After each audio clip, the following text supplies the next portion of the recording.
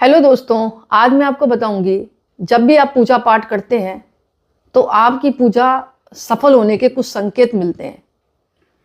वो संकेत है इस प्रकार।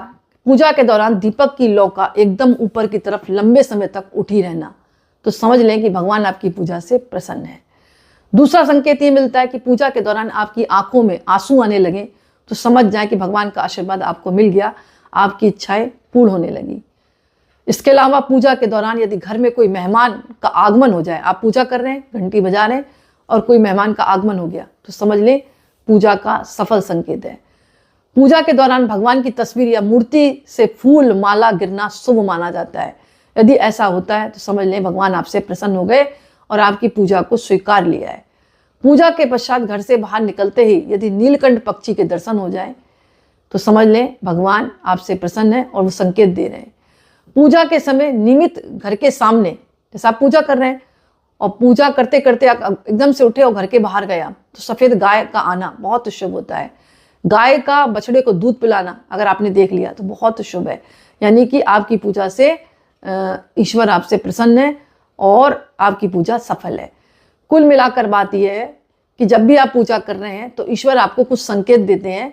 इन संकेतों के माध्यम से वो बताते हैं कि हम आपसे प्रसन्न हैं और कुछ ही दिनों में आपके सारे काम बनने वाले हैं और आपके संकट खत्म होने वाले हैं।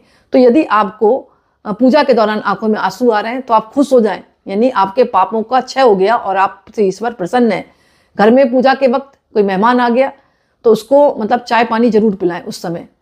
इसके अलावा तस्वीर से, कुछ मूर्ति से कोई फूल और माला आपकी मतलब बैठकर पूजा कर रहे हैं वहां पर गिर गया आपके ऊपर, तो समझ लें माँ भगवान आपसे प्रसन्न है। घर से बाहर निकलते वक्त नीलकंठ पक्षी या सफ़ेद गाय का दिखना, गाय का बछड़े को दूध पिलाना बहुत शुभ है। तो ऐसे में गाय दिखती है तो उसको कुछ खिलाएं भी अपने हाथों से और गाय की परिक्रमा कर लें, क्योंकि ना जाने किस वेश में भगवान ने आपको दर्शन दिए। तो इस बात का ध्यान रखें, आपकी पूजा सफल भी होगी और ये संकेत भी आपको अगर नजर आते हैं तो आप अंदर ही अंदर प्रसन्न हो। और ये संकेत ज़्यादा किसी से शेयर ना करें। कभी कभी आदत होती है हम खुश होकर दूसरों से शेयर कर देते हैं, यानी कि अपने फल को आप दूसरों को बांट देते हैं। तो इस बात का आप ध्यान रखें। अगर ऐसे संकेत आते हैं तो आप प्रसन्न हो जाएं, समझ लें आपका कार्य पूर्ण होने वाला है।